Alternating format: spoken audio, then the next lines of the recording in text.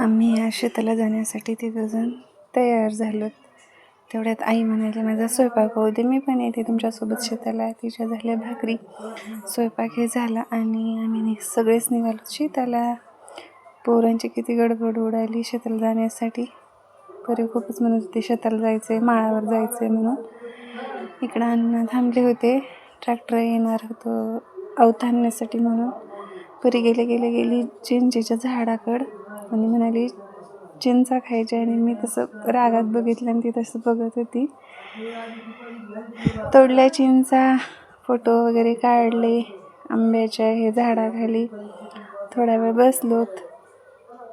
दिवस मावळतीला गेला आणि आई म्हणाली आता चला घरी. सोयाबीन गाळण्यासाठी आणलेले चवाळे हे अण्णांनी बांधले गाडीवर आणि लेकरं पण गेली गाडीवर अण्णासोबत. आम्ही गेलो पायी. चलो बाय, भेटू पुढच्या व्हिडिओमध्ये.